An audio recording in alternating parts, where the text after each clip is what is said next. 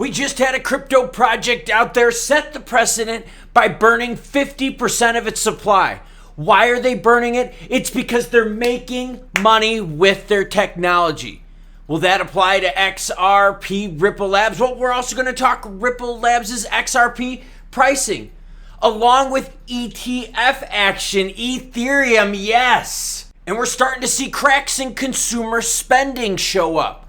We're also going to reveal to you that they messed up on the calculations of the savings that people had. We're actually in way worse trouble than what was thought. And by the way, legit happy Monday to you all, and I seriously mean that. Camilla Restrepo says, people making fun of stretching have never done hard things. Try training for a marathon and not stretching. Good luck. Today is Monday, so it is my off day. Yes, I'm excited about that. DTLWDW says the SEC has massive control over the crypto market.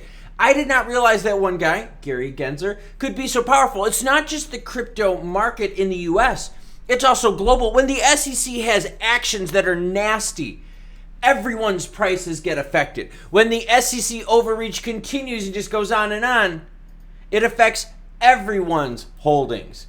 Jeremy Touche drops another super chat. Super thank you for the channel. Everyone thank Jeremy for that one. But Jeremy says, why is this pairing so important? I don't understand it. Please forgive my ignorance. No ignorance whatsoever. Talking about the PYUSD XRP pairing. It's big because it's options. How many times have we talked about, oh my God, what happens when USDT blows up? Well, if you start blowing up certain stable coins, you're not going to have options to purchase. And we also know that each stable coin has a different market of user that goes with it. So people that use PYUSD are going to be a little different than people that use USDT, DAI, so forth. So it's about options, diversification of buyer, and availability of product to those buyers. More pairings, more potential. Heat map, everyone. Bitcoin's in at 28,297. A lot of shorts got liquidated as Bitcoin passed 28, up 4%. ETH 1730. We're going to talk about ETH here, as well as some price action related to ETH. XLM sitting at 11.3, basically moving sideways. XRP, same thing, up 0.4%, sitting at 52.3, with HBAR sitting at 51.8. Interesting. 5.18, not 51.8, Klaus. Jesus. Cracks are starting to appear in consumer spending, warns Citigroup CEO Jane Fraser. Okay, well, here's part of the problem. Okay, so when these people come out and they make all their estimates and all their analysis of everything, the only way you can make a good estimate or a good analysis is if your data is good, right? Imagine driving your car and your speedometer wasn't really too accurate. Let's say it was off by 10 miles. You get busted for speeding left and right. You'd be like, God, why am I going faster than everyone else? It doesn't go in the right speed. You need accurate data. However, Fraser acknowledged that lower-end consumers are beginning to show signs of distress, with cracks in their behavior beginning to appear. Basically, lower-income families, right, have blown through their savings, have blown through all the stimulus money that's been pumped in the economy globally.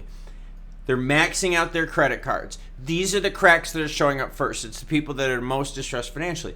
Savings are down, Fraser continued. They're very low at the moment, and I think some of the excess savings from the COVID years are close to depletion.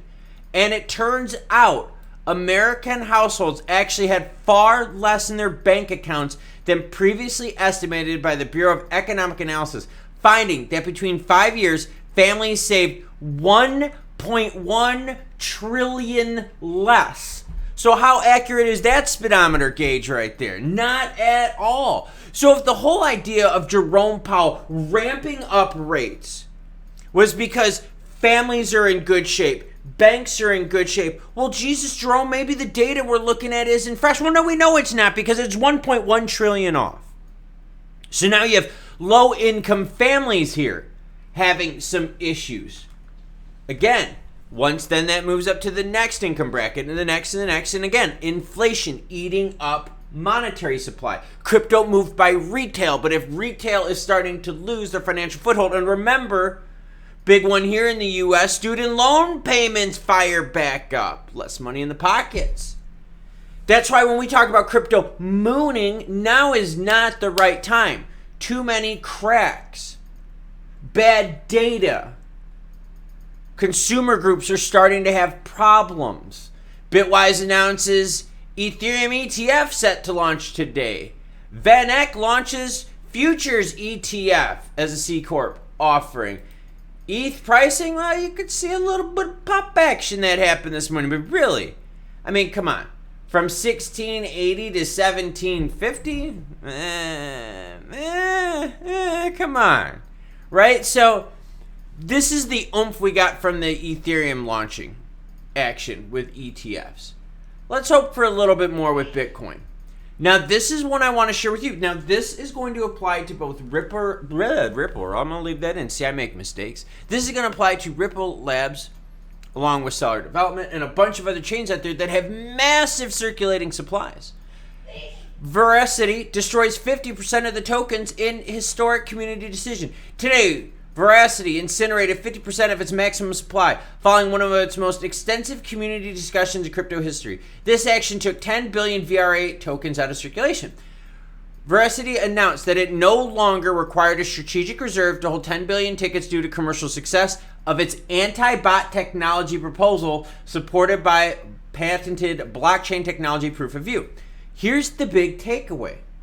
And this again applies to Ripple Labs, Stellar Development, other projects out there that have freakishly high supplies.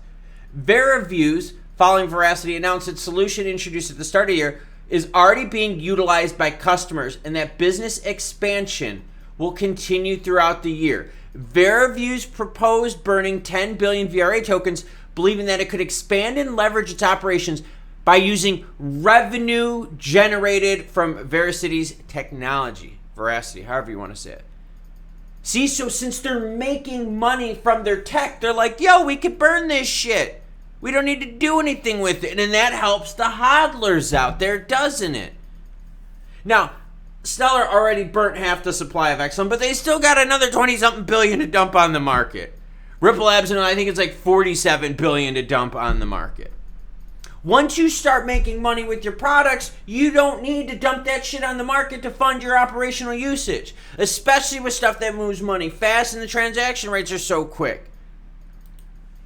XRP price got a little bit of a pop here this morning. Same thing with the ETH pop. Nothing too crazy.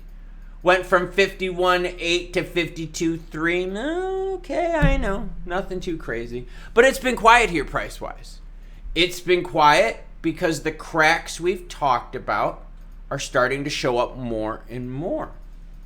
Savings, of which we thought there was a shitload, are eroding faster, and they weren't there to begin with. As we've learned, we are 1.1 trillion off. So as the Fed is jacking up rates, as life is more expensive, we have less savings. You now have consumer groups, lower income families first, showing the most stress at the moment. That's just going to keep moving up. So if you wonder why there's not a lot of big buying, okay, yes, the wealthy are still doing okay. They still have shitloads of savings. They still have shitloads of resources. There's still capital. There's still credit available. But over time, that stress just keeps working, and it affects the broad market retail consumers. Crypto fueled by broad market retail consumers. Crypto fueled by retail money. Venture capital money is not fueling crypto right now because money's too expensive. Venture capital used to dump $6 billion a month into the crypto market. Now we're under $500 million. So when we look at XRP, you got to take those opportunities when they're there. That's just my opinion. Why? Because you're not going to see a run-up in price, a big run-up. Why?